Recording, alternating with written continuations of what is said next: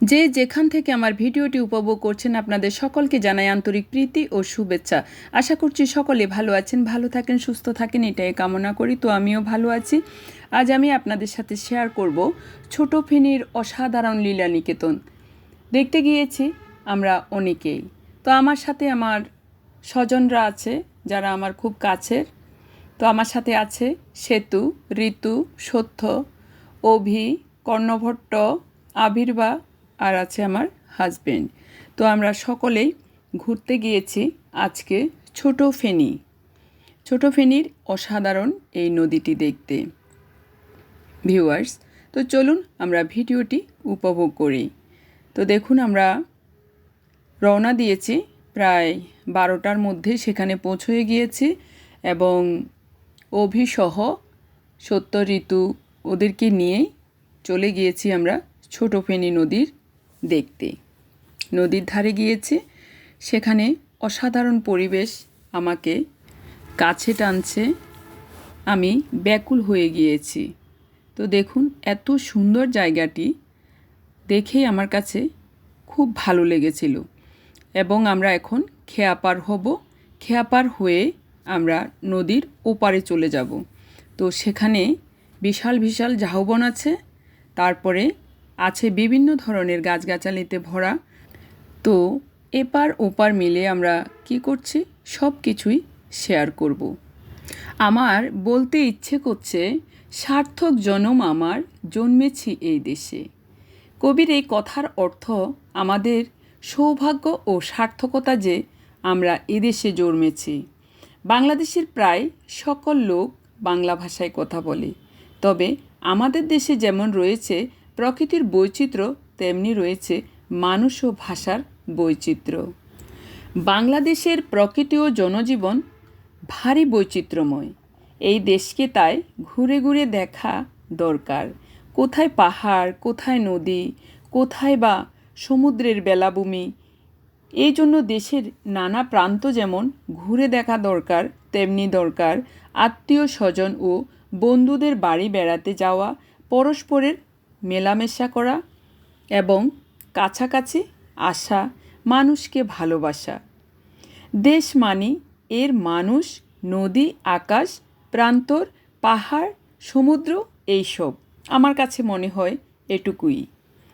কারণ আমি এগুলো খুব ভালোবাসি। দেশ হলো জননীর মতো।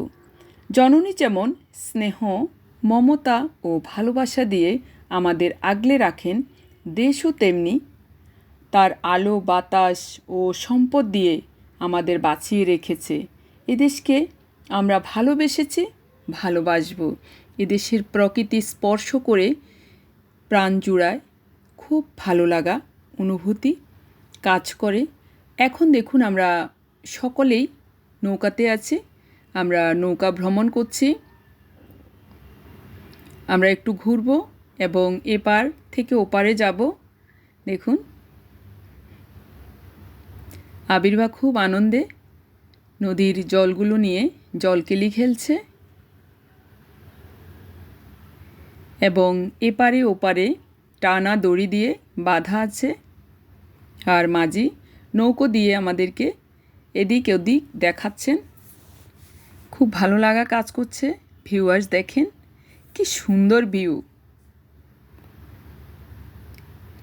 চারদিকে ঝাউ বাগান আর ঝাউ বাগান। বাংলার প্রকৃতি রাজ্যে রয়েছে অপুরন্ত সৌন্দর্যের ভাণ্ডার। এসব প্রকৃতির নিজস্ব সম্পদ। প্রাকৃতিক সৌন্দর্য এবং লীলা বৈচিত্র্যে বাংলাদেশ অনন্য। এদেশের মতো প্রাকৃতিক সৌন্দর্য পৃথিবীর আর কোনো দেশে নেই। সুজলা সুফলা শস্য শ্যামলা বাংলাদেশের প্রাকৃতিক সৌন্দর্যের অনন্ত বিস্তার যুগ যুগ ধরে বাঙালিকে যেমন মুগ্ধ করেছে, তেমনি পৃথিবীর সৌন্দর্য পিয়াসী মানুষদের করেছে আকৃষ্ট। আমি যখনই প্রকৃতির কাছাকাছি যাই, আমার কাছে এসব কথাগুলোই ভেসে আসে। আমার কাছে বেশ ভালো লাগা কাজ করে এবং প্রকৃতির কাছাকাছি থাকতে বেশ ভালো লাগা অনুভব হয়। দেখুন, ঝাউবনের একবারে মাঝে আমরা ঢুকে গিয়েছি এরপরে কিছুদিন হাঁটতে গিয়ে দেখি মাঝে একবারে বড় একটা খালের মতো হয়ে গেছে।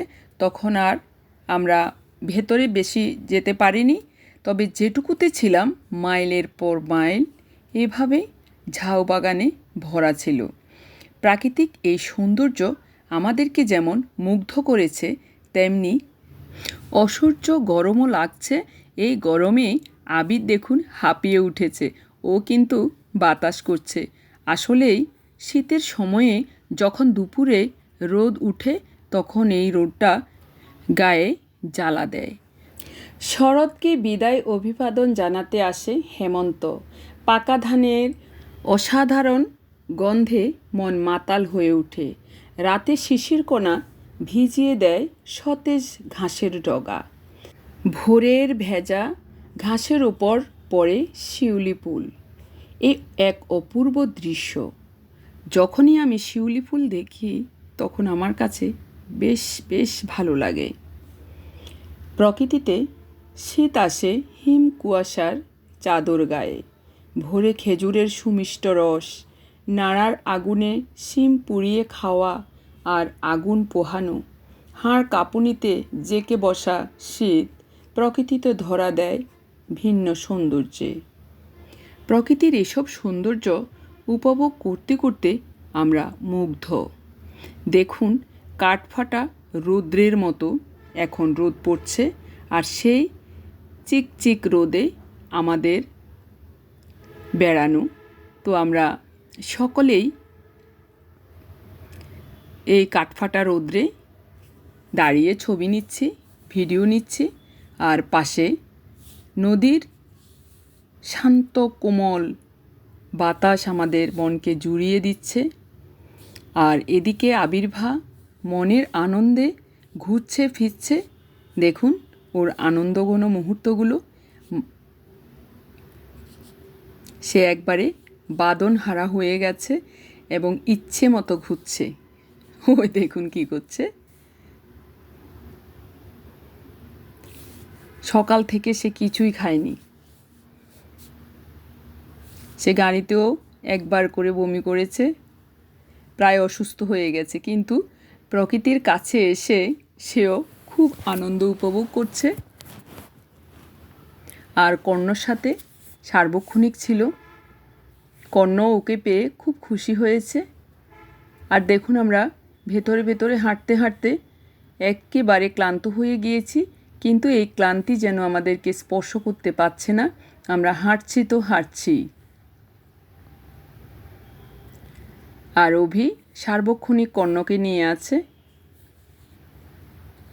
এদিকে আমরা হাঁটতে হাঁটতে ক্লান্ত হয়ে যে যার মতো বসে পড়েছি। এখন আমরা ভিডিও নিচ্ছি, ছবি নিচ্ছি। দেখুন, আর ওই দূরে খেয়াঘাট দেখা যাচ্ছে। আমরা খেয়াঘাট থেকে একবারে দূরে চলে এসেছি এবং আস্তে আস্তে আবার আমরা হাঁটতে হাঁটতে খেয়াঘাটের কাছে যাচ্ছি। সামনে একটা সুন্দর বাগান আছে, সেটা হলো যে কমলা বাগান। তো যেহেতু আমরা হাঁটতে হাঁটতে ক্লান্ত হয়ে গিয়েছি, সেজন্য আর ওদিকে যাওয়া হয়নি। আবার আমরা সেদিকে যাব পরে কোনো এক সময়। তো যাই হোক, এখন আমরা আছি ঝাউবনের মধ্যেই। তো বেশ ভালো লাগা কাজ করছে।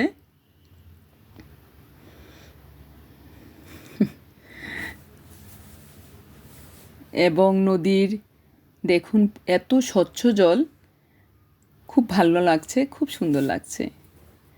আর ওদিকে যে যার মতো করে ছবি নিচ্ছে, ভিডিও করছে।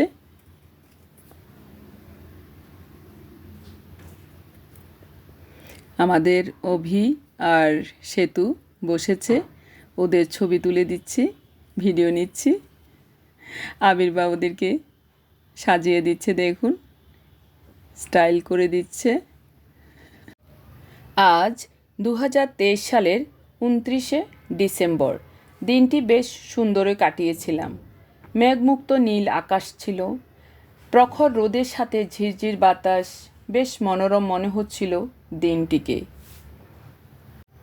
এখন প্রায় 1টা বেজে গেছে, কিন্তু আমাদের মধ্যে সেই বিষয়ে কোনো সংকীর্ণতাই নেই। এবং খাবারের জন্য আমাদের এতটুকু কেউ ক্লান্ত হয়ে যায়নি।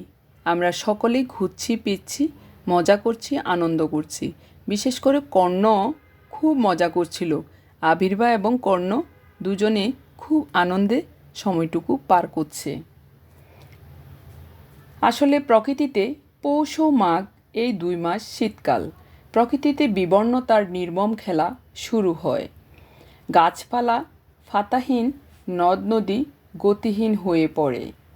শীতের সকালে যখন ঘন কুয়াশা সব কিছু ঢেকে রাখে, তখন প্রকৃতিকে অপূর্ব সুন্দর মনে হয়।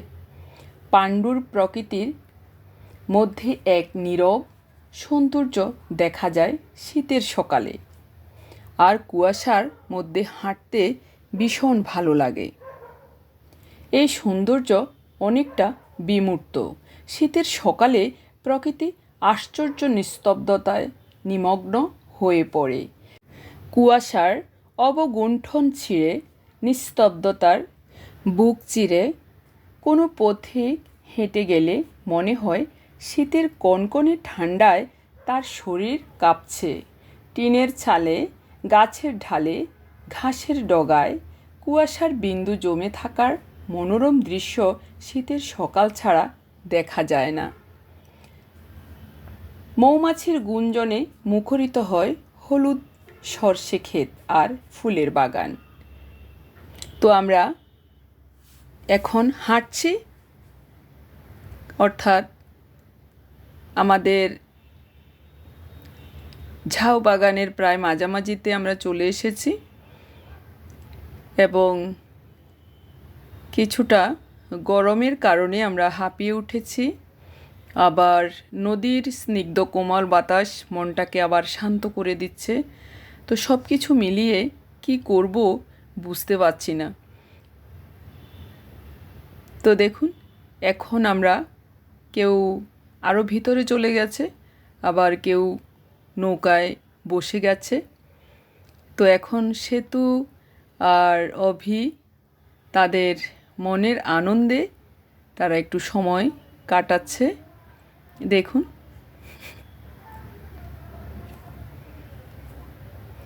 শীতের সকালে ঘন কুয়াশায় আচ্ছন্ন ক্ষেতের পাকা ধান ঘরে তোলার কৃষাণীর ঠোঁটেও হাসি ফোটে। ফসল তুলে ঘরে আনলেই শীতের পিঠে খাওয়ার ধুম পড়ে যায়।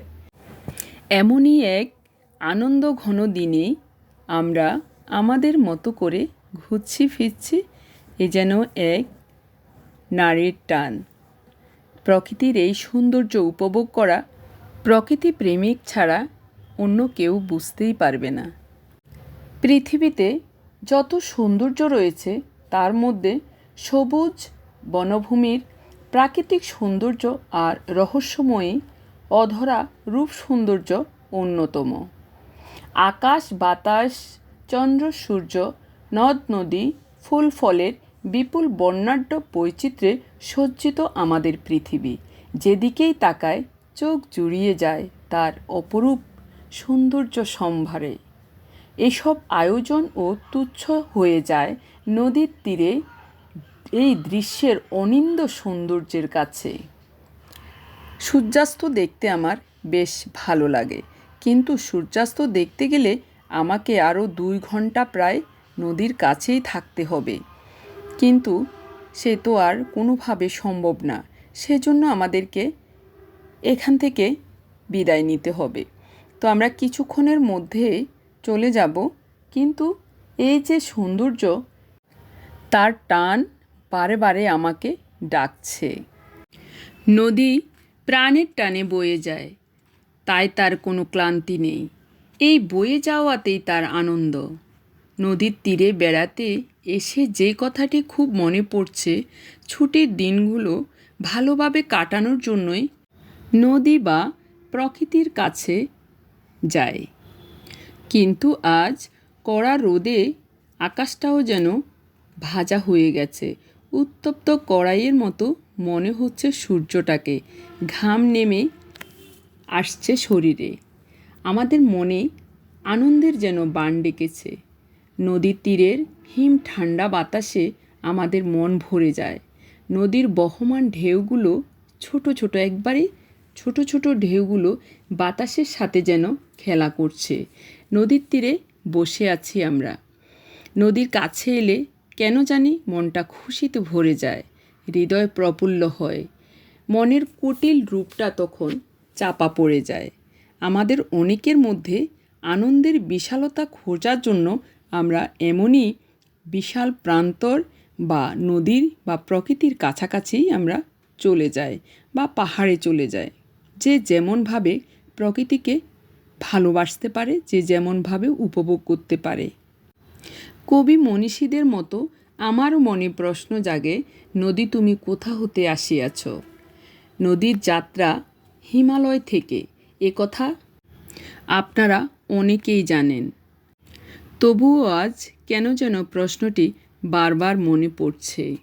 নদীর তীরে সূর্যাস্ত দেখার এত ইচ্ছা আমার মনে জেগেছিল, কিন্তু কোনোভাবেই সেই সৌন্দর্যের পূজারীর কাছে আজ যাওয়া বোধহয় আর সম্ভব হবে না। সূর্যের দিকে আসলে তাকানোই যাচ্ছে না। সূর্যটা কি সত্যি নদীর পানিতেই ডুবে গেল? সৌন্দর্য পূজারীর কাছে এই অপরূপ সৌন্দর্যমণ্ডিত দৃশ্য যেন জগতের এক আশ্চর্য সৌন্দর্য দর্শন। সেখানে খেলা করে আকাশের রং আর নদীর জল, যেন সৌন্দর্যের মায়াময় এক ক্যানভাসে বিচিত্র রঙের আঁকা অপূর্ব এক চিত্রকলা মনে হচ্ছিল। প্রকৃতির চিরন্তন নিয়মে প্রতিদিনের সূর্যোদয় আর সূর্যাস্ত, প্রকৃতির বর্ণাঢ্য আয়োজন। মনের ভেতরে প্রশ্ন জাগে, এ জীবন কি? কিসে জীবনের সার্থকতা? নদীর তীরে সূর্যাস্ত দেখার যে প্রবল আকাঙ্ক্ষা ছিল, তা সত্যিই এখন অম্লান হয়ে যাচ্ছে। সৌন্দর্যে আমি মোহিত। প্রকৃতির এই অপার মহিমামণ্ডিত দর্শনকে খুঁজে বেড়াই। আমার অস্তিত্বকে নাড়া দেয় এই দৃশ্য। মনে পড়ে জীবনের শ্রেষ্ঠ কত শত সময়গুলো শুধুই অপচয় করেছি, অবহেলায় অবজ্ঞায় কাটিয়েছি। তখন সূর্যের অপার দানের মহিমার কথা মনে পড়ে। কি অপুরন্ত দান আমরা পাচ্ছি সূর্যের কাছ থেকে প্রতিদিন।